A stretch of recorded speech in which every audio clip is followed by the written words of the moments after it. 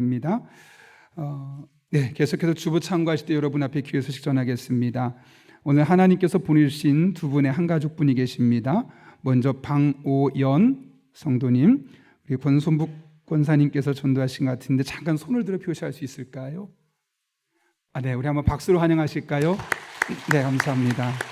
잘 오셨습니다. 미안한데 제가 이름을 정확하게 못 읽을 수도 있습니다. 송다익 청년 맞습니까? 네? 송다억, 죄송합니다. 송다억 청년, 잠깐 손을 들어 표시할 수 있을까요? 네, 잘 오셨습니다. 반갑습니다. 네, 끝나고 나서 잠깐 저희 뵙고 가도록 하겠습니다. 계속해서 주보를 참고해 주실 때 여러분 앞에 귀의 소식 전하겠습니다. 우리 교회를 방문하신 모든 분들 주님의 이름으로 환영합니다. 등록 원하시는 분 말씀하시면 저희가 친절하게 도와드리겠습니다. 말씀과 함께 철로역정 계속 진행 중에 있는데요, 여러분 적극적으로 새벽 말씀 따라오시면서 함께 기도해 주시기를 바랍니다. 지난 주간에도 하나님께서 세 분의 한 가족을 보내셨는데 사진 마스크를 또 쓰신 분이 계시긴 합니다. 그럼에도 불구하고 우리 한 가족을 잘 정착하셔서 교회 안에서 행복한 신앙생활을 할 수 있도록 기도해 주시고 먼저 다가서 주시고 인사해 주시길 바랍니다. 오늘도 네 분이 등록을 하셨는데 우리 한 가족 분들이 교회가 어색하지 않도록 우리 먼저 되신 분들이 또 마음을 써주시면 또 먼저 아는 채 해주시고 인사하시면 좋겠습니다. 오늘 오후 찬양 예배는 오이코스 전체 모임으로 예배를 드리게 됩니다. 오후 3시에 대예배실에서 모이게 되는데요, 오이코스 멤버들 다 참석하십시오. 지금은 무조건 모여야 될 때입니다. 그래서 함께 모여야지만 은혜가 있고 모여야지만 마음과 마음도 나눠지기 때문에 일단 무조건 모이셔야 됩니다. 아울러 오후 한 1여전대 원래가 3부 예배 후에 있고요, 권사회 회장단 모임이 2시 30분에 있습니다. 아동부 오사카 비전 트립 앨범을 1층에 몇 주 동안 전시할 테니 여러분들 더 궁금하신 분들은 앨범 보시고 또 기도해 주시면 되겠습니다. 봄을 맞아서 오이코스 신방을 하고 있고 리더들을 제가 개인적으로 따로 만나서 상담하고 또 축복하며 기도하고 있습니다. 이 모든 시간이 하나님이 함께하는 복된 시간 될 수 있도록 많이 기도해 주시고 또 기도로 준비해 주시기 바랍니다. 작년 말레이시아에 있는 코타키나발루 해외 봉사 선교 모집합니다. 아마 6월 25일 주간 30일까지 우리가 5박 6일 정도 진행될 것 같은데요, 어린이 사역과 또 피딩 사역이라서 어려운 사람들이기 때문에 음식을 사다가 이렇게 나눠주는 그런 피딩 사역을 하고 또 조촐하지만 마을 잔치를 하면서 그들을 복음으로 초대하는 그런 시간을 가지려고 합니다. 지금 환율 때문에 약간의 변동이 있겠지만 100만 원 정도에서 약간 더 넘치거나 그 정도 될 수 있을 것 같습니다. 기도하시면서 코타키나발루에 우리가 또 선교지로 삼고 섬기고 있는데 적극적으로 또 지원해 주시기를 바랍니다. 동호회 안내해 드립니다. 코로나19 전에 여러 동호회가 있었는데 코로나19로 그동안 올스탑돼 있었던 것들 단계적으로 다시 활성화시키려고 합니다. 탁구, 볼링, 당구, 바둑, 꽃꽂이, 산악회 등 자세한 내용들은 이제 점진적으로 저희가 주보에 공지하려고 하는데요, 마음의 문을 여시고 또 이렇게 함께 교제할 수 있도록 여러분 들어오시면 되겠습니다. 변학범 집사님 가정에서 범사의 감사로 사랑의 성미를 드렸습니다. 전량 어려운 이웃들을 섬기는데 사용하도록 하겠습니다. 더 자세한 광고는 주보를 참고해 주시고요, 제가 기도하고 하나님 말씀 나누겠습니다. 거룩하신 아버지 하나님, 오늘도 우리를 주님 전에 불러주시고 예배하며 말씀 듣게 하심에 감사를 드립니다.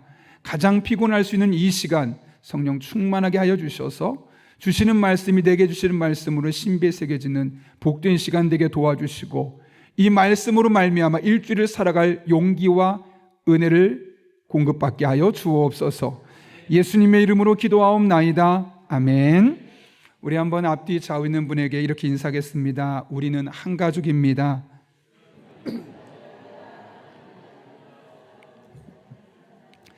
네, 지난 2월 달에 미국에서 놀라운 일이 있었습니다.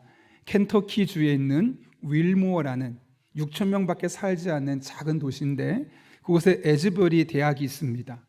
그 에즈베리 대학에 우리가 경험할 수 없는 그런 영적인 각성 운동이 있었습니다.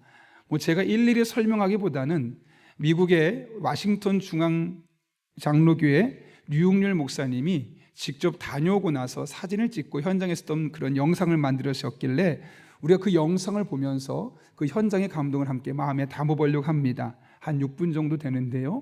먼저 한번 영상 보고 계속해서 말씀 나누도록 하겠습니다.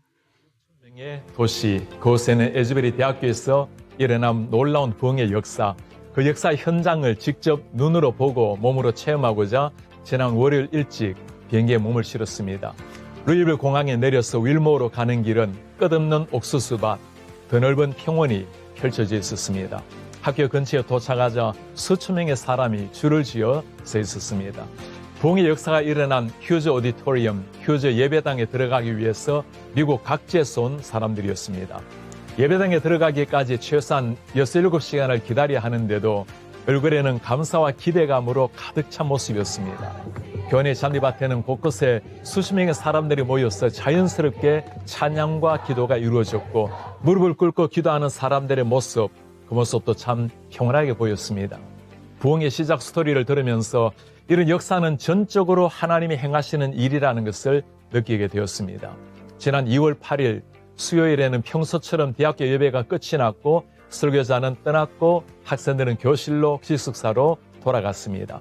현장에 20명 정도의 학생들이 남아서 기도하는 가운데 서서히 하나님의 영적 임재가 나타나자 그것을 온몸으로 느낀 학생들, 친구들에게 다양한 매체로 알리기를 시작했고 그렇게 학생들도 교수들도 예배당 안으로 모여들었습니다.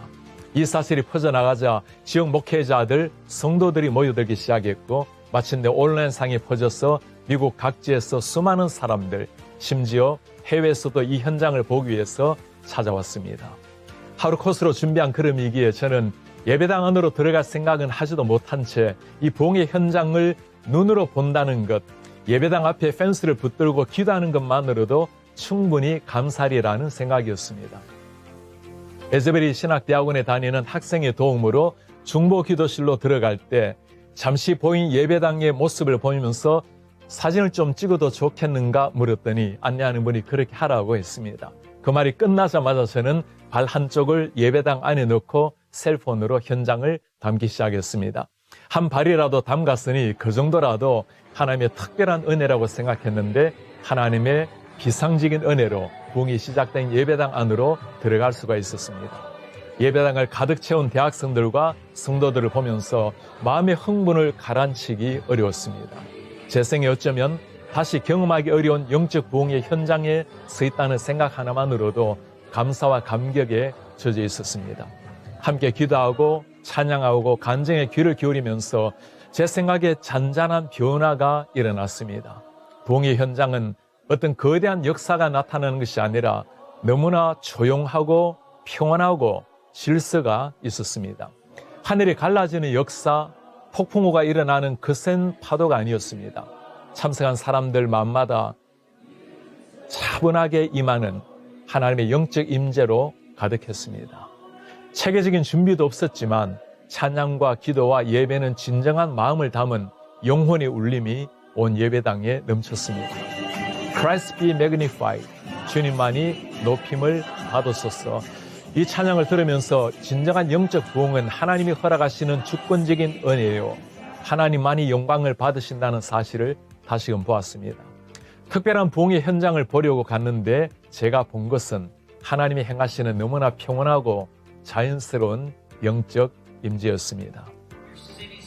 부흥은 하나님이 주권적으로 주시는 은혜이지만 에제벨이 부흥의 역사 뒤편에 쌓인 기도 스토리를 들으면서 이 시대도 여전히 기도를 통해서 일하시는 하나님을 다시 한번 보았습니다. 현장에서 중국계 말레이시아 분인 홍 교수님, 닥터 홍 투 레오를 만나 놀라운 간증을 들었습니다.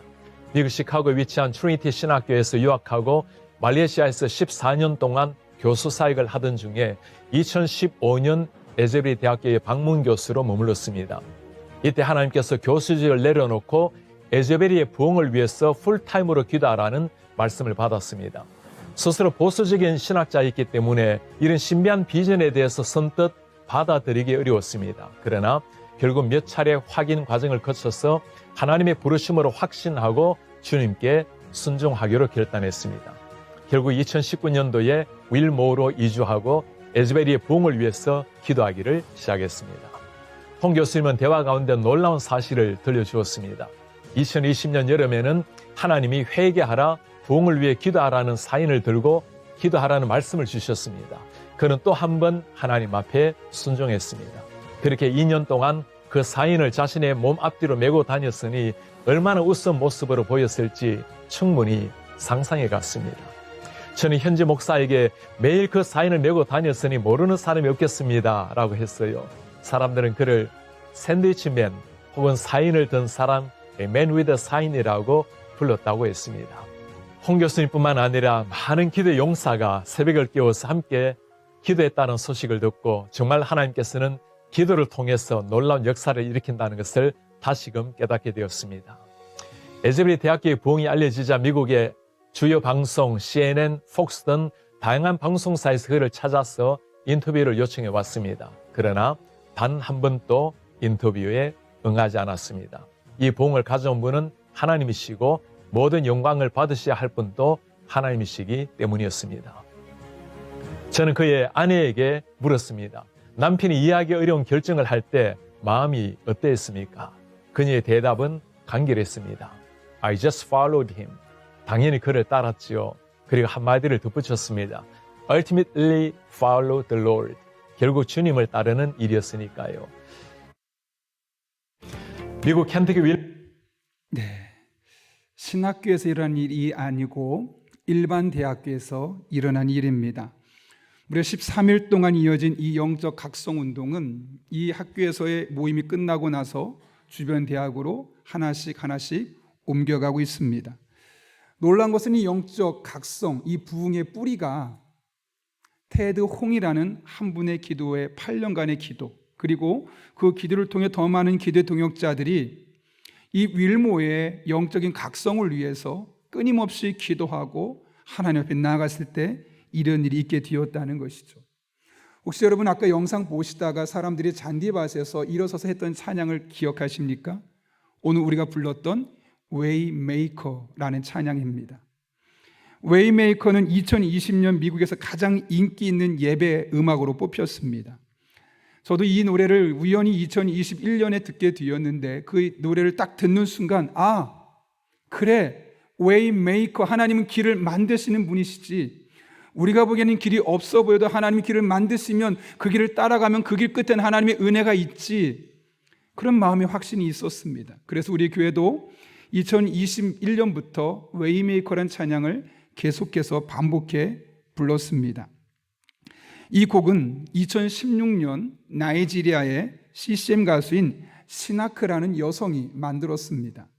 그녀가 하나님 앞에 기도하던 중에 마음에 성령께서 감동을 주시기를 대한민국을 위해서 이 찬양을 만들어라 라고 하는 겁니다.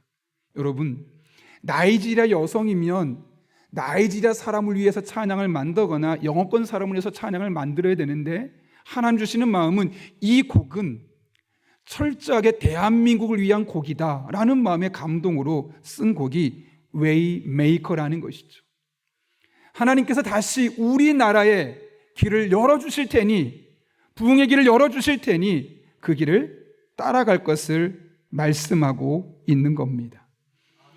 여러분, 에즈베리에서 있었던 영적 부흥 각성 운동과 시나크, 웨이메이커라는 이 곡을 만들었던 여성의 공통점이 어디에 있습니까? 하나님의 은혜를 구하며 하나님의 역사가 이 땅에 임하기를 사모하며 끊임없이 매달리며 기도했던 사람들이라는 것에 공통점이 있습니다. 그런 의미에서 기도는 부흥의 전주곡이요, 그 기도를 통해 우리 하나님의 사람들은 새롭게 또 다른 하나님, 특별히 우리의 길을 만드신 하나님을 경험할 수 있는 축복의 시간임을 우리가 분명히 기억해야 하는 것이죠. 오늘 우리가 읽은 본문의 말씀은 노래를 따라드린 하박국의 부흥의 열망이 담겨있는 기도입니다. 특별히 1절을 보면 이렇게 기록되어 있죠. 시기 온옷에 맞춘 선지자 하박국의 기도라. 여기 시기 온옷이라는 단어는 원래 시가연의 복수형인데요, 매우 흥분된 상태에서 열정적으로 부르는 노래라는 뜻합니다. 따라서 하박국이 시기 온옷에 맞추어서 이 기도를 했다는 것은 마치 우리가 새벽에 혼자 조용히 있으면 기도가 집중이 안 되니까 음악을 틀어놓고 그 음악의 흐름에 맞추어서 열심히 기도하는 것 같은 마음으로 열정적으로 하나님 앞에 하박국이 기도했다는 사실을 우리에게 말씀하고 있는 것이죠. 여러분, 그렇다면 도대체 하박국은 왜 이 순간 이렇게 열정적으로 하나님 앞에 기도해야만 했을까요? 그가 했던 기도 내용을 보면 그 이유를 알 수 있습니다. 오늘 본문 2절에 뭐라고 말할까요? 같이 한번 읽어보겠습니다. 시작. 여호와여, 내가 주께 대한 소문을 듣고 놀랐나이다. 여호와여, 주는 주의 일을 이 수년 내에 부응하게 하옵소서. 이 수년 내에 나타내시옵소서. 진노 중에라도 긍휼을 잊지 마옵소서. 아멘. 여기 첫 번째로 하박국은 수년 내에 부응하게 해달라고 기도하고 있습니다. 수년이란 표현은 짧은 시간 안에 라는 의미를 갖고 있죠. 수십 년은 좀 긴 시간을 말한다면 수년은 하나님 머지않은 시점에 빠른 시기에 이런 부응이 있기를 원합니다 라고 기도하고 있는 겁니다. 중요한 것은 이 부응이라는 단어가 갖고 있는 의미죠. 하야라는 히브리어인데 살다 혹은 죽은 것을 되살린다라는 의미를 갖고 있습니다. 영어로 revive라는 것도 번역되기도 하고죠. 그래서 이 부흥이라는 단어는 멈췄던 것들, 죽어있던 것들을 다시 재개하고 다시 살리는 역할을 하는 것을 의미하는 겁니다. 그런 의미에서 오늘 사도 바울, 지금 하박국이 하나님의 말씀을 보면서 뭐라고 말합니까? 부흥하게 해주십시오 라고 말하고 있는 것이죠. 그런데 무엇을 다시 살려달라고 말하고 있습니까? 주의 일을입니다. 하나님, 저에게 이런 소원이 있어요. 저 이렇게 어려운 상황에 있는데 이 문제 해결해 주세요라고 말하지 않고, 하나님, 주님의 일이 멈춰져 있는데, 주님의 일이 지금 죽어져 있는데 그를 다시 살려주십시오, 그를 다시 부흥되게 해주십시오 라고 고백하고 있는 것입니다. 이 상황에서 자신의 크고 작은 일을 하나님께 맡길 수도 있고, 자신과 가까운 지인들의 문제를 해결해 달라고 얼마든지 하나님 앞에 나아갈 수 있는 상황이었습니다. 그러나 하박국의 관심은 그런 데 있지 않았습니다. 그의 관심은 하나님이 원하시는 일이 이 땅에 일어날 수 있도록, 하나님이 하시고자 하는 일이 나를 통해 일어날 수 있도록 다시 그 일이 시작될 수 있게 해달라고, 다시 그 일이 되살아날 수 있게 해달라고 하나님 앞에 기도하고 있는 것이죠. 여러분, 하박국이 살던 시대는 어떤 시대였을까요? 유다왕 요시야가 왕으로 있던 시대입니다. 유다왕 요시야는 종교개혁을 일군 왕입니다. 여러분, 종교개혁을 했다는 것은 무엇을 의미할까요? 종교를 개혁할 수밖에 없을 정도로 종교적으로, 신앙적으로 그들이 황폐해 있었다는 겁니다. 하나님을 믿는 사람이라고 말하지만 하나님을 믿는 사람 같지 않았고요. 누가 봐도 너가 예수 믿는 사람이었어? 너 신앙생활하는 사람이었어? 하나님 믿었구나. 그제서야 알 정도로 그들의 삶을 통해 누구도 하나님의 하나님됨을 드러내지 못하는 모습, 그 시기에 요시야가 왕이 되어서 그 모든 것을 송두리째 바꾼 겁니다. 문제는 609년에 요시야가 무기또 전투에서 전사하게 되면서 다시 종교적으로 황폐해지게 되었다는 거죠. 그런 상황 속에서 사람들이 서로를 이용하고 도구하고 착취하고 갑질하는 문화들이 생기기 시작하고, 약자를 돌보지 않는 그런 문화들이 다시 이스라엘 안에 편만하게 펼쳐지게 되었던 겁니다. 여러분, 그런 모습을 보면 하박국의 마음속에 어떨까요? 하나님, 적어도 우리가 하나님 믿는 사람들인데 어떻게 우리들의 삶에 이런 일들이 일어날 수 있습니까? 다 예수 믿는다고 말하는데 어떻게 우리가 살아가는 이 세상이 이렇게 이상하게 돌아갈 수가 있는 겁니까? 하나님 앞에 항변합니다. 그게 하박국 1장 2절부터 4절까지의 말씀이죠. 여호와, 살려달라고 울부짖는 이 소리 언제 들어주시렵니까?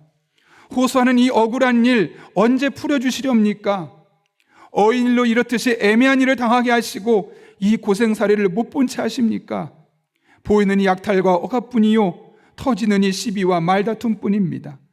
법은 땅에 떨어지고 정의는 끝내 무너졌습니다. 못된 자들이 착한 사람을 등쳐먹는 세상, 정의가 짓밟히는 세상이 되었습니다. 이외에 하박국이 바라보았던 그 당시 이스라엘 백성들의 영적인 현주소였습니다. 누가 봐도 하나님 사람답지 않은 삶을 사는 겁니다. 그런 모습을 보고 하박국의 마음속에 하나님, 이런 문제 해결해 주십시오. 기도하고 기도했지만 하나님이 들어주지 않는 겁니다. 언제 들어주시겠습니까? 언제 풀어주시겠습니까? 왜 자꾸 이렇게 힘든 일을 보면서 못 본 채 하시는 겁니까? 그렇게 울부짖는 하박국에게 하나님께서 뭐라고 말씀하십니까? 그래, 그럼 내가 바벨론을 들어서 너희를 심판할게. 그러니까 못된 사람들이 심판당하는 건 맞는데 하필이면 왜 그 대상이 바벨론이냐는 거죠. 하박국의 마음속에 또 의문이 듭니다. 하나님, 이해는 하겠는데 어떻게 나쁜 놈을 죽인다고 더 나쁜 놈을 불러옵니까? 그건 말도 안 되지 않습니까? 또 다른 항변이 나오게 되는 거죠. 그래서 하나님께서 한 번 더 말씀하시면서 왜 그렇게 해야만 하는지를 이야기하시죠. 그게 하박국 2장 13절과 14절인데요. 한번 읽어볼까요? 시작. 민족들이 불탈 것으로 수고하는 것과 나라들이 헛된 일로 피곤하게 되는 것이 만군의 여호와께로 말미암음이 아니냐. 이는 불이 바다를 덮음같이 여호와의 영광을 인정하는 것이 세상에 가득함이니라. 아멘. 여러분, 이게 무슨 말이겠습니까? 하나님의 관심은 다시 세상이 하나님을 아는 것에 있다는 거예요. 지금 이스라엘 백성들이 어려운 상황인데 바벨론을 통해 그들을 심판하고 또 하나님이 바벨론을 또 심판하는 이런 복잡한 과정, 그들이 불타고 수고하고 헛된 일로 피곤하게 된 이 모든 과정의 목적이 뭐라고요? 물이 바다를 덮음이 너무나 자연스럽죠. 그런 것처럼 여호와의 영광을 인정하는 것이 온 세상에 가득하게 하려고요. 이게 무슨 말이겠습니까? 아, 하나님 살아계시구나. 아, 하나님은 이스라엘 백성의 편이시구나. 하나님의 눈에 우리는 자유할 수 없구나라는 것을 깨닫게 하기 위해서 이런 일들을 행하신다고 말씀하고 있는 겁니다. 결국 이렇게 하시는 목적은 하나님으로부터 멀어졌던 이스라엘 백성들의 마음을 다시 모아서 하나님이 살아계신 분이시고 그분이 나의 아버지 되심을 깨달을 뿐만 아니라 그런 모습을 통해 하나님을 몰랐던 사람들이 하나님 정말 계시구나, 저들의 신은 진짜구나 라는 것을 알리기 위해서였음을 말씀하고 있는 것이죠. 여러분, 에즈베리에서 일어난 영적 각성 운동은 우리가 기대했던 이 부흥과 조금 다릅니다. 우리가 보통 부흥이란 말을 언제 쓰죠? 성도들의 숫자가 늘어나고 또 그래서 교회 재정이 좀 많아지고 그러다 보니 아이들을 위한 시설과 좋은 시설 크게 교회를 짓고 그럼 우리는 부흥했다라고 이야기할 때가 너무나 많습니다. 물론 이런 것들도 부흥의 한 단면임을 부인할 수는 없습니다. 그러나 성경에서 말하는 진정한 부흥은 하나님이 하시던 일이 멈춰 있었던 그 일이 다시 시작되는 겁니다. 그래서 하나님이 정말 살아계신 분이시고 하나님이 믿는 자들의 아버지가 되심을, 이 여호와의 영광을 인정하는 것이 세상에 가득해지는 것, 이것이 진정한 영적 부흥임을 말씀하고 있는 것이죠. 여러분, 에즈베리에서 일어나는 영적 각성 운동에서 우리가 기대했던 그런 특별한 기적들이 없었다고 아까 영상에서 들으셨을 겁니다. 병든 사람이 고침을 받았다거나 혹은 악한 영이 떠나갔다거나 갑자기 공부 못했던 사람이 공부를 잘해지게 되었다거나 취업 때문에 고민하던 사람이 갑자기 취업의 문이 열렸다거나 뭐 이런 우리가 기대하는 그런 외적인 조건들이 충족되었다는 것은 한마디도 없습니다. 그러나 가장 현저하게 나타난 현상이 하나 있다면 사람들의 마음이 하나님께로 향했다는 겁니다. 가장 유행에 민감하고 가장 세상 문화에 긴밀하게 반응하는 미국의 20대 초반의 청년들이 하나님이 살아계시다고, 내가 그 하나님 품에 머물고 싶다고 윌모어에 있는 청년들이 모여들고 전국 각지에서 모여들면서 하나님을 찾는 놀라운 일들이 그곳에서 일어나게 된 것이죠. 하박국 2장 14절의 말씀처럼 물이 바다를 덮음같이 여호와의 영광을 인정하는 것이 세상에 가득해지는 것, 이것이 진정한 부흥이고 하박국은 지금 이것을 위해 기도하고 있는 겁니다. 하나님, 그 일을 행해 주십시오. 비록 그런 일을 행하는 과정 중에 어려움이 있고 고통이 있을 수 있겠지만 하나님이 살아계신 분이십니다. 여호와가 영광스러운 분이심을 온 세상이 알아갈 수 있는 이 영적인 부흥을 우리에게 주십시오 라고 하박국이 외치고 있는 겁니다. 많은 사람들이 이 시대가 희망이 없다고 말합니다. 미래가 없다고 말합니다. 실제로 돌아가는 모습을 보면, 또 좌절하고 낭망하고 우울해하고 있는 청년들의 모습을 보면 우리의 10년 뒤, 20년 뒤는 암울하기만 합니다. 그런데 여러분, 결코 그렇지 않습니다. 비록 세상이 그렇게 돌아가는 것처럼 보여도 우리가 이 영적인 각성을 통해, 부흥을 통해 하나님을 만나고 온 세상에 여호와의 영광을 인정하는 것이 충만하게 된다면, 그래서 우리가 하나님을 살아계신 하나님을 만나게 된다면 이 세상은 소망이 있습니다. 우리의 청년들은 달라질 것입니다. 우리 어른들은 달라질 것입니다. 우리 한국교회는 달라지게 될 것입니다. 그러므로 여러분, 이를 위해 기도해 주십시오. 올 한 해 우리 교회가 한국교회 부흥의 불씨가 될 수 있도록, 우리 교회를 통해 하나님이 살아계신 분이시고 여호와의 영광이 한국 땅에 충만하게 임할 수 있도록 기도해 주시기를 바랍니다. 그렇게 은혜의 통로, 축복의 통로로 쓰임받는 저 여러분 될 수 있기를 예수님의 이름으로 축원합니다. 하박국은 두 번째로 진노 중에라도 긍휼을 잊지 말아달라고 하나님께 기도합니다. 여러분, 2절 말씀 보면 이렇게 기록되어 있죠. 여호와여, 내가 주께 대한 소문을 듣고 놀랐나이다. 여호와여, 주는 주의 일을 이 수년 내에 부응하게 하옵소서. 이 수년 내에 나타내시옵소서. 마지막 같이 읽어볼까요? 진노 중에라도 긍휼을 잊지 마옵소서. 아멘. 여기 긍휼을 구하고 있는데, 긍휼은 불쌍히 여기다 라는 말로 번역할 수 있을 겁니다. 우리는 보통 저 구절을 딱 보면 어디 은혜가 됩니까? 긍휼을 잊지 마세요. 하나님, 저를 불쌍히 여겨주세요. 이 말에 은혜가 됩니다. 여러분, 곰곰이 생각해 보면 사실 우리가 밑줄을 치고 동그라미를 치고 은혜 받을 부분은 진노 중에라도입니다. 왜 그럴까요, 여러분? 하나님께서 진노하신다는 것은 다른 말로 하면 무엇을 의미할까요? 진노는 사랑의 또 다른 표현입니다. 사도 바울도 로마서 1장에서 이렇게 말하죠. 죄를 지었는데 하나님이 심판하지 않는 것은 유기하는 것이다. 포기한 것이다. 근데 죄를 지었을 때 벌을 주는 것은 하나님 그 사람을 사랑하기 때문이다 라고 분명하게 이야기하고 있는 겁니다. 오늘 하박국도 이 사실을 너무나 잘 알고 있었습니다. 그래서 뭐라고 말합니까? 하나님, 우리를 그냥 불쌍히 여겨주세요. 우리의 죄가 없던 것이 생각처럼 해주시고 무조건 용서해 주세요라고 말하지 않았습니다. 오히려 자신들이 지금 하나님께 혼나야만 하는 상황임을 깨달았던 겁니다. 그래서 그는 진노하지 말아주세요라고 말하지 않고 하나님, 진노해야만 합니다. 하나님께 우리는 벌 받아야만 되는 사람들입니다. 그런데 벌을 받더라도 그 가운데 긍휼의 마음 불쌍히 여겨주셔서 벌 받다 우리가 멸망하지 않게 하시고 벌 받다 신앙을 버리지 않게 해주십시오. 그렇게 기도하고 있는 것이죠.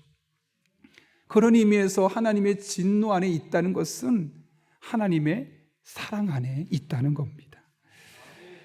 어릴 적에 철 없을 때 너무너무 장난감이 갖고 싶은데 경제적으로 여유가 있지 않다 보니까 어머니께서 잘 사주지 않았습니다. 그래서 어머니에게 허락 없이 5,000원을 미리 빌렸습니다.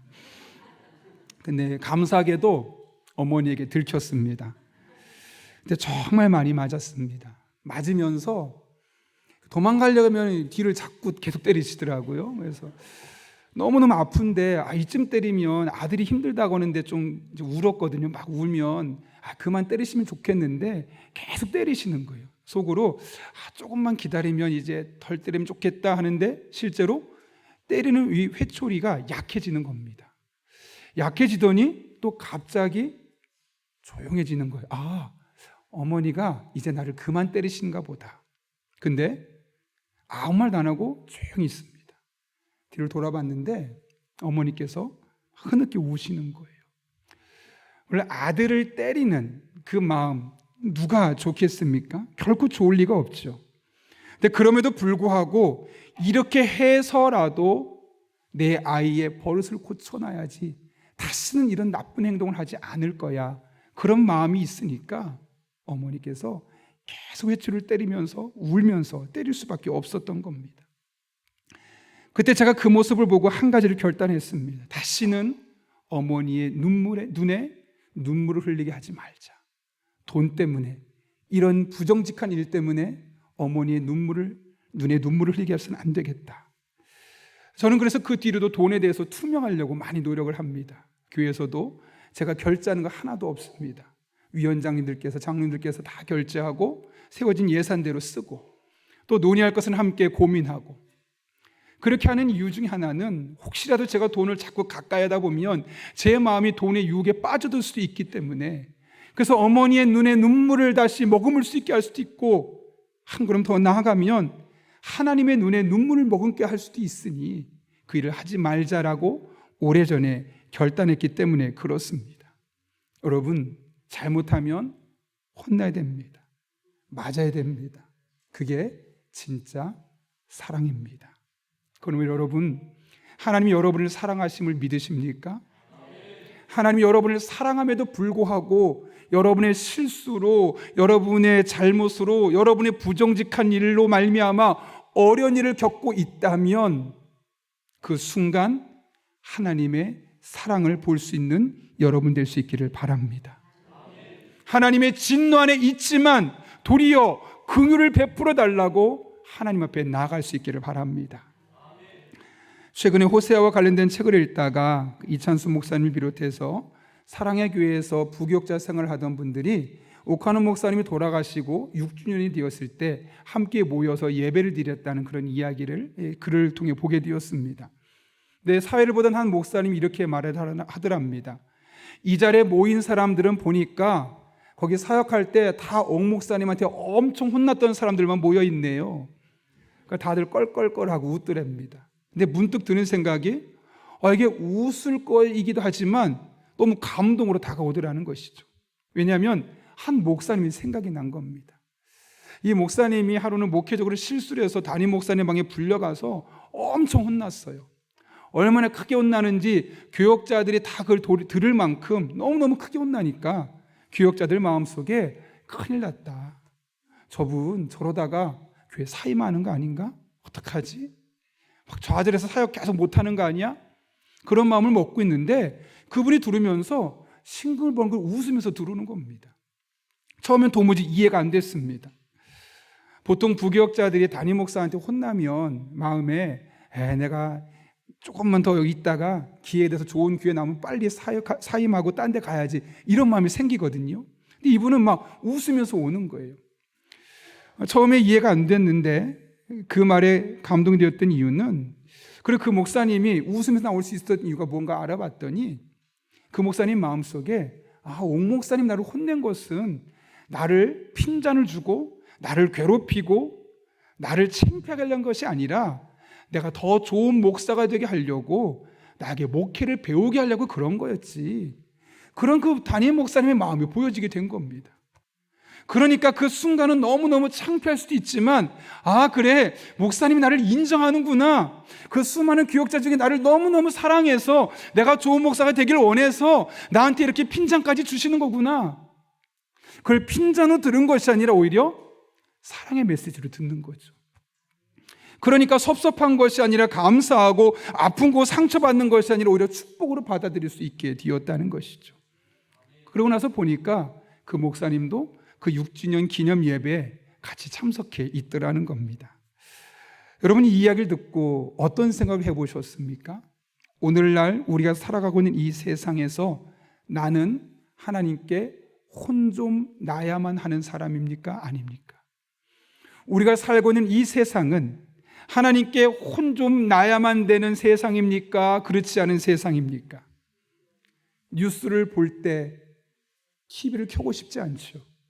유튜브에 마우스를 클릭하고 싶지 않죠. 스마트폰에 손을 터치하고 싶지 않죠. 왜냐하면 클릭할 때마다 정치적으로, 경제적으로, 교육적으로, 사회적으로 너무너무 우리 마음을 힘들게 하는 일들이 많이 일어나니까 손을 대는 게 겁이 납니다. 그 소리를 듣고 싶지 않아서 얼마나 많은 사람이 힘들어하는지 모릅니다. 그런데 어제 설교를 준비하고 나서 이런 마음들이 깨끗이 사라졌습니다. 왜냐하면 어쩌면 우리가 겪고 있는 이런 일련의 어려움들은 우리가 마땅히 혼나야만 하는 것인데 하나님 우리를 혼내고 있는 것은 아닐까.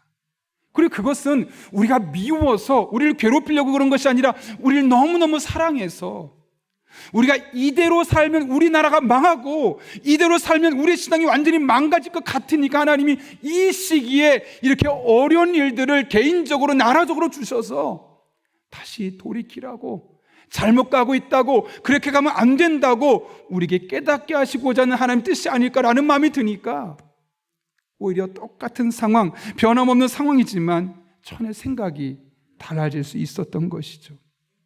여러분, 이런 세상을 살아가면서 우리가 해야 될 기도가 무엇이겠습니까? 오늘 하박국이 했던 기도 아닐까요? 하나님, 이 세상은 하나님의 진노를 받아 마땅합니다. 하나님, 벌 주셔야만 마땅합니다. 믿는 사람들도 믿는 사람답지 못하게 살아가고 있으니 벌 받아 마땅합니다. 그러나 진노 중에라도 우리를 불쌍히 여겨주셔서 우리 하나님으로부터 떠나지 않게 하시고 믿음에서 멀어지지 않게 하시고 하나님이 나를 얼마나 사랑하시는지를 이 기회를 통해 깨닫게 해주십시오. 이것이 우리의 기도가 되어야 되지 않겠습니까? 역대상 7장 13절부터 15절까지의 말씀을 기억하십니까? 우리 한번 13절 말씀 읽어볼까요? 시작. 들어라, 내가 하늘을 닫고 비를 내리지 아니하거나 메뚜기를 시켜 땅을 황폐하거나 나의 백성 가운데 연병이 돌게 할 때에, 여러분 여기까지 보며 이게 언제 모습 같습니까? 과거의 모습 같습니까? 지금 같습니까? 지금 이렇지 않습니까? 하나님이 다 막으시는 거죠. 경제적으로도 정치적으로도 희망이 없게 만드시는 겁니다. 이럴 때 우리가 할 일이 무엇이겠습니까? 하나님 왜 그러십니까? 나 하나님의 자녀잖아요. 이런 기도가 필요할까요? 14절 15절 계속 읽어보겠습니다. 시작. 내 이름으로 일컫는 나의 백성이 스스로 겸손해져서 기도하며 나를 찾고 악한 길에서 떠나면 내가 하늘에서 듣고 그 죄를 용서해 주며 그 땅을 다시 번영시켜 주겠다. 이제 이곳에서 드리는 기도를 내가 눈을 뜨고 살필 것이며 귀담아 듣겠다. 아멘. 이럴 때 우리가 할 기도는 너무나 분명합니다. 하나님, 제가 주님 앞에 겸손하게 나아갑니다. 하나님밖에 없습니다. 하나님만 의지합니다. 말하면서 그 악행에서 돌이키면 하나님 우리의 기도를 들으시고 우리의 모든 죄를 용서하여 주실 것입니다. 우리 민족의 죄도 용서하여 주실 것입니다. 그리고 이 땅에 다시 회복시켜 주실 것입니다. 이것은 하나님께서 우리에게 분명히 주신 약속의 말씀입니다. 하나님 아버지, 진노 중에라도 긍휼을 잊지 마옵소서. 이것이 저와 여러분의 기도가 될 수 있기를 바랍니다. 하나님께서 우리를 통해 일하실 것입니다. 하나님께서 우리를 통해 이 한국 땅에 다시 부흥의 역사를, 다시 영적인 각성을 허락해 주셔서 여호와의 영광을 아는 지식이 온 세상에 충만하게 될 것입니다. 이 귀한 일에 우리 교회가 영적 부흥의 산실로, 또 우리가 하나님의 미라로 쓰임받는 그런 복된 분들 될 수 있기를 예수님의 이름으로 축원합니다. 우리 함께 이 시간 기도할 때 한 1분 정도 기도하면 좋겠습니다. 말씀을 기억하며 하나님 앞에 이렇게 기도합니다. 하나님, 이 세상을 바라보며 너무 마음이 아픕니다. 소망이 없어 보입니다. 그래서 우리가 하나님을 바라봅니다. 진노 중에 어려움을 겪고 있지만 그 진노 중에도 긍휼을 잊지 마시고 우리가 하나님 앞에 기도하며 나아가오니 우리의 모든 죄를 용서해 주시며 다시 이 모든 것을 회복시켜 주옵소서. 우리 길을 통해 이 땅에 다시 부흥이 임하게 도와주시고 영적 각성운동이 일어나게 하여 주옵소서. 우리 함께 1분 정도 하나님 앞에 기도하며 나아가겠습니다. 거룩하신 아버지 하나님, 오늘 또 우리를 주님 전에 불러주시고 함께 예배하며 찬송하며 은혜 가운데 나아가게 하신 것 진심으로 감사를 드립니다. 하나님을 바라봅니다. 의지합니다. 찬양하며 나아갑니다. 친히 함께 주셔서 소망이 없어 보이는 세상 속에 하나님 붙들고 믿음으로 한 걸음 한 걸음 나아갈 수 있는 주의 종들 되게 하여 주옵소서. 하나님의 은혜가 아니면 살아갈 수 없는 자들, 하나님의 은혜로만 살아갈 수 있는 자들, 하나님만을 바라보니 이 시간도 친히 함께 주셔서 하나님 앞에 영광 올려드리게 도와주시옵고, 아버지 하나님의 마음을 품고 우리에게 주어진 일상의 삶에서 하나님을 의지하며 믿음으로 날마다 승리하는 주의 종들의 삶 되게 하여 주옵소서. 아버지 하나님, 우리가 부흥의 미랄이 되길 원합니다. 우리 교회가 영적 부흥의 산실이 되길 원합니다. 이 시대 아픔을 외면하지 않게 하여 주시옵고, 이 악한 세상을 바라보며 기도하고 하나님을 찾을 때 하나님 우리의 모든 죄를 용서해 주시며 다시 회복시켜 주신 놀라운 은혜가 우리의 기도를 통해, 우리의 교회를 통해 이 땅에 임하게 하여 주옵소서. 그냥 먼 나라의 일로만 치부하지 않게 해주시옵고 다시 우리에게 주신 기회를 생각하게 도와주시며 믿음으로 한 걸음 한 걸음 나갈 때 하나님의 풍성한 은혜를 경험하며 하나님과 동행하는 삶을 살 수 있도록 주님 인도하여 주옵소서.